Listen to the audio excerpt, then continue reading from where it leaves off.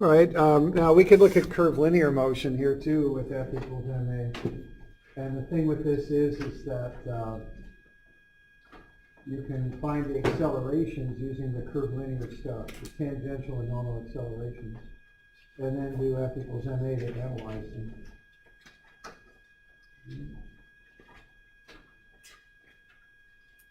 So let's look at a couple examples. We got 330 and 350. Okay.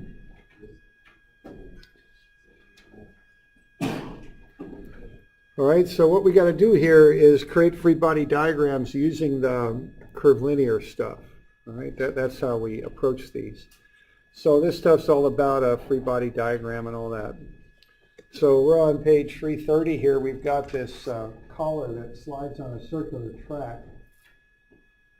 Find the normal force exerted on the collar by the track and the rate of change of the velocity of the collar.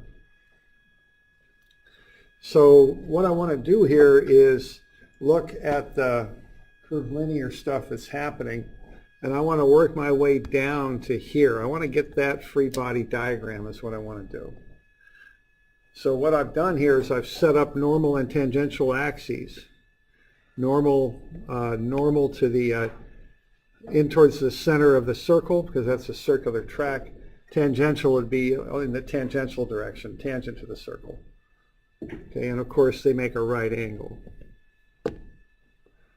So I want to work my way down there.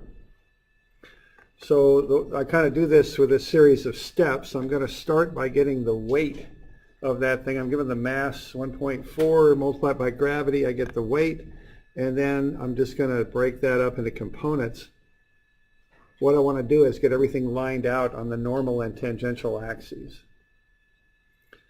I probably should have put it in there, but there should be an up arrow on that sketch because this is in the vertical plane, so I've got an up arrow there. Okay. All right, so what I do there, I've got that 41-degree angle down to the collar. I draw a horizontal line, and with parallel angles, that's 41 degrees right there. Then I've got a 90-degree angle right here, so 90 minus the 41 gets me 49. That's the angle of the tangential axis with the horizontal. And then I've got another 90-degree angle that I can work with, the vertical and horizontals. So I can go 90 minus 49, and that gets me back to 41, which is the angle between the tangential axis and the vertical. Okay, so I get all that angular stuff worked out. So what I notice here is my 17.37 degree, or excuse me, Newton force makes a 41-degree angle with the vertical. That's really what I want to get down to here. So I can go cosine 41 times the weight, and that will get me a component of force due to the weight that's tangent, and then sine 41 of the weight will get me a component of the weight that's going out away from the center in the normal direction there, okay? So I've got the weight, which is kind of the hypotenuse, and then I'm breaking that up into components essentially. And here's my triangle. It's 41. This is 13.73, so this is cosine 41. 13.73, and this is sine 41. 13.73. So that's what's going on. Then what I did, I just take this force here and I just put it up where it belongs, up on the object, okay? So that's getting me to my two components of force there, 10.37 right there, and 9.1. All right, so we're doing all right with that. A little bit of trig there and some angles.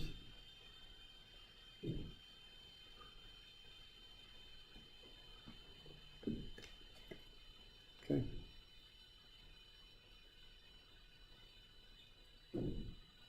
So I got that. Now the next thing here that I want to do is I want to figure out the other things going in those directions. See, I've got the forces. I want to find an acceleration too. I've got a normal acceleration v squared over r. So I want to find that. That's the normal. So the velocity's 2. I'm given that. I square that and divide it by the radius, which is 0.42, and I get 9.52. So that's an acceleration. So that points up towards the center of the circle, right there. So that acceleration is going that way. Okay.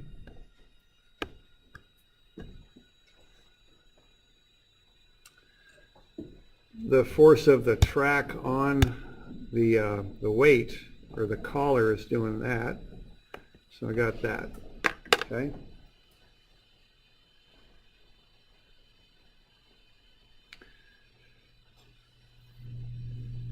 All right, now see, I've got everything squared up now on the normal and tangential axes. So what I can do, I can find that normal force. It's F equals ma.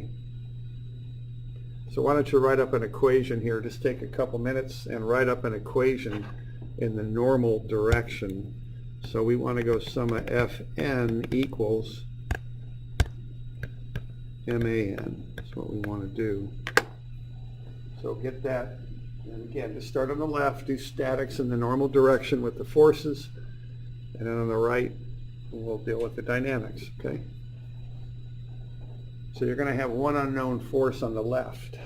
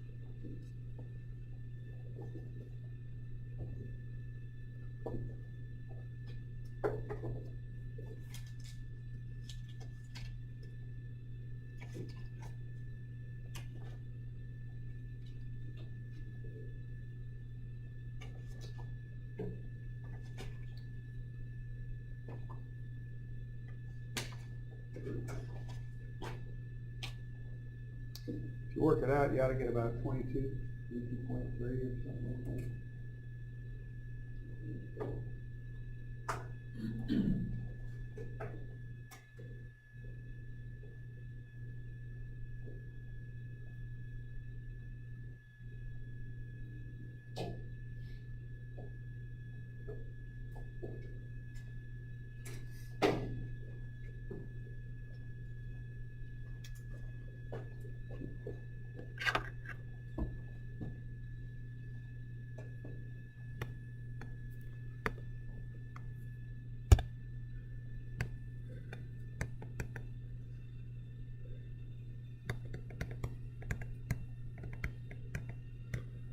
So there's the statics, right?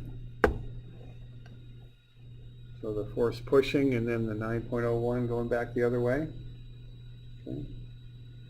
And like I say, if that was statics, that would equal 0, but this isn't statics. Okay. So I put the dynamics on the right with the proper sign and all that. We got the mass, we got the acceleration, so that goes on the right.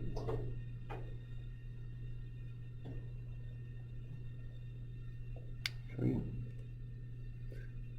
Doing all right with that? We got any questions on it then? Doing okay?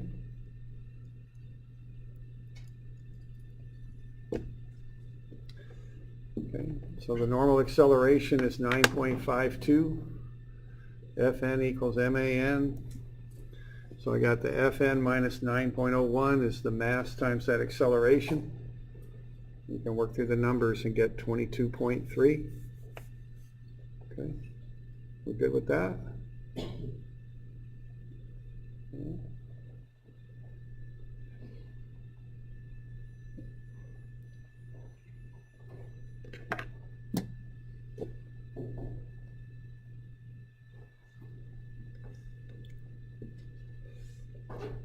Okay.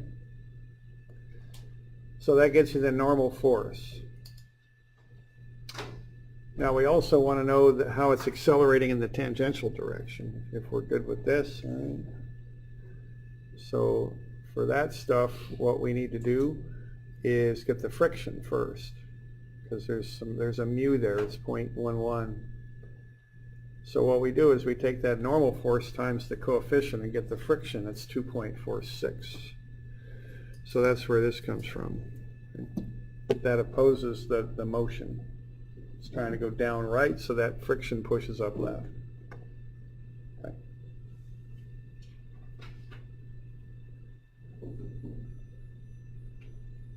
And now we got that. See, again, we got a nice free body diagram. We're just looking at the tangential direction. You got the forces. You can back in and find the tangential acceleration. Ought to be about 5.65, I think, when you do it. But if you just get a nice free body diagram with the arrows on there, do F equals ma, you know, should come out.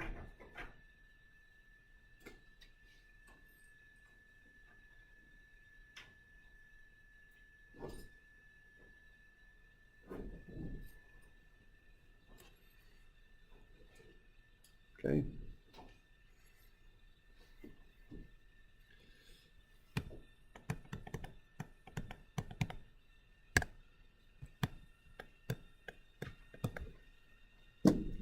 Let's do that. Right?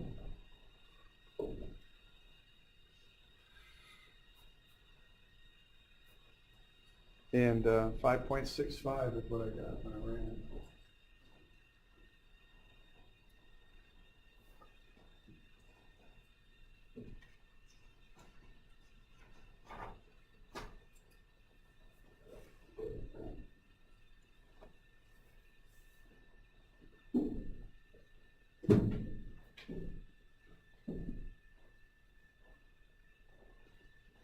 Okay, so the force is on the left, acceleration's on the right.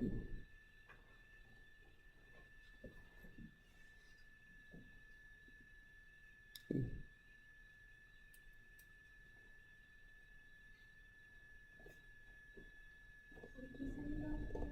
5.65.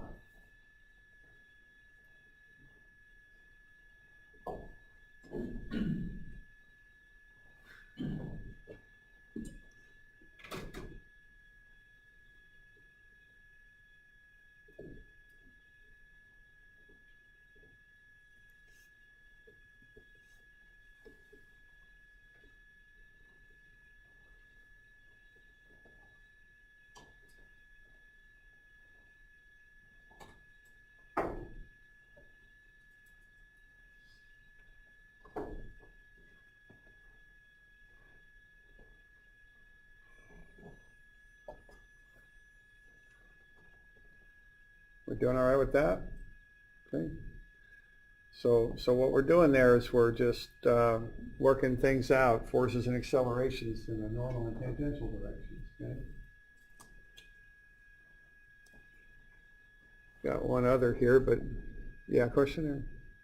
Something like that would be really hard to figure out like, what's going on at future time, right? Because we're losing. Yeah, at a future time, it's changing position. The angle changes. Yeah, right. There's a lot going on. I mean, you could do it. You know, there's simulation programs and all this stuff that does this stuff. What you do is you essentially integrate it. You break it up into little pieces. You say, okay, if I look at just one little, and I don't mean it like a calculus integral so much as just, you know, if I were approaching this thing, if I really needed to do that, I would look at just, you know, depending on how much time I had, like 1 degree over, okay? And then I would stick with these numbers and do that for 1 degree. Now, they're going to be a little bit inaccurate once that thing starts to rotate, but over 1 degree, Not too bad. Then I calculate the velocity, the new acceleration. Then I do it again, and I just keep doing that for each degree, you know. That's kind of how I do it. But it would be onerous, I think would be the word. Now, you know, you could break it into 10-degree pieces, and your accuracy goes down, but you burn less, what they call CPU time, right? But, you know, and if you're doing a computer program, it's CPU time, right? I mean, that's what you're doing. So that's how I would approach it. That's the only way I could think to do it if you had to do it. And whatever you did would be an estimate, you know, if you're computing it with a computer or, you know, a calculator or whatever. You know, now there might be some way to integrate, but boy, that would get messy because you got angles and trig, and it would get messy. So the best way I think to do that would just be to break it into increments and kind of walk through it. Okay. Okay.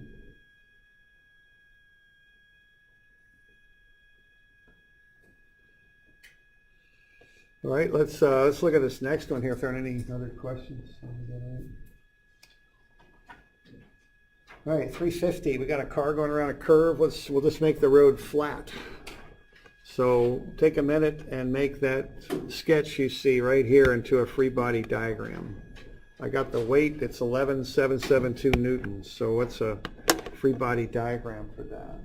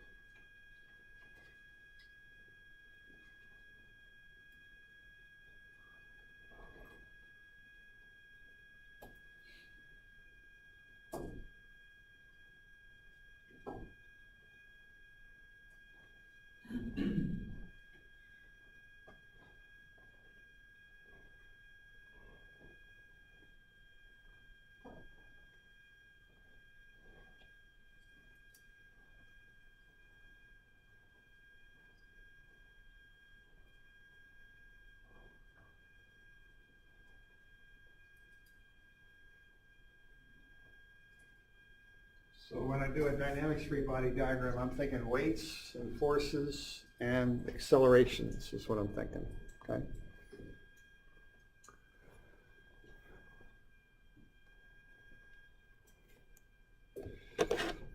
So what do we got?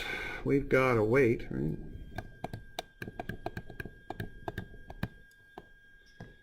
And a normal force. Now I'm going to call this F road. I'm not going to call it F normal because I'm on that curve and I got a normal acceleration. I don't want to get confused, so I'm going to call that F road just to avoid, you know, it's not a big deal, but it just, I got two normal directions here, which is going to get a little messy, so I just call it F road. All right. And then I'm going to go to accelerations. Is this thing accelerating as it goes around that road? Yeah, I think it is. Which way is this accelerating on my view here, left or right? Or yeah, it's going left, right? And what that is v squared over r, right? So anytime something goes in a curve, it accelerates inwards at the rate of v squared over r. All right. Now, you know, I mentioned that you can't make something go in a curve without pushing or pulling it in. So what makes it go in the curve? What do you need to have this thing go around that curved road? Yeah, you gotta have friction, okay? Friction's gonna do that, okay? See, that thing wants to go, not that a car wants to do anything, but unless it's got too much AI, but I don't know, hopefully not. But that thing wants to go in a straight line, okay? That's what Newton says. Okay. Now, of course, Einstein proved that Newton really wasn't right, but Newton works just fine for the stuff I do, so I just stick with Newton, okay? So that thing wants to go in a straight line. That's what it wants to do. If I want to make it do something else, I got to push on it, okay? Or pull it. And so the push comes from the friction, okay? And remember, I'm looking at what the road does to the car, right? So the road has to push the car in, and it does it with friction. Okay. All right, so now let's figure out how much friction is going to be required to make that happen, all right, and what the coefficient of friction would be. Okay.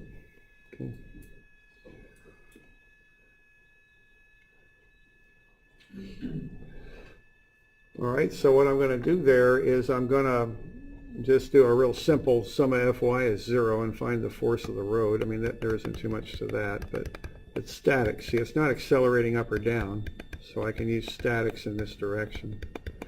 And again, normally I call that an F normal, but I don't want to this time because I got that other normal direction. So the force of the road is 11,772 newtons up. Okay. And the acceleration is going to be v squared over r, and that's 3.47 meters per second squared.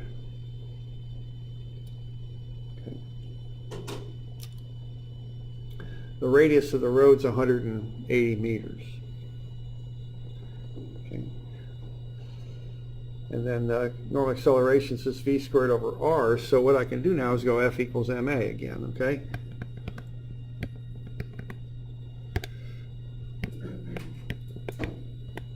And I got AN and I got the mass, so I can find that Fn. Now what Fn is the force of friction, see?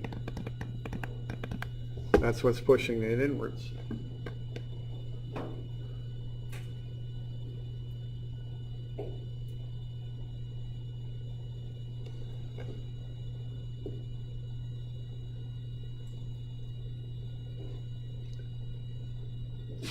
So I can go ahead and solve for that friction. It's just based on what's required to make that mass accelerate inwards.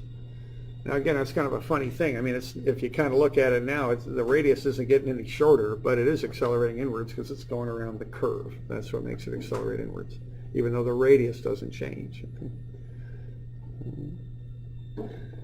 So I just go force of friction is the mass times the acceleration. And then I can take that force of friction divided by the normal, and I'll get the required coefficient of friction.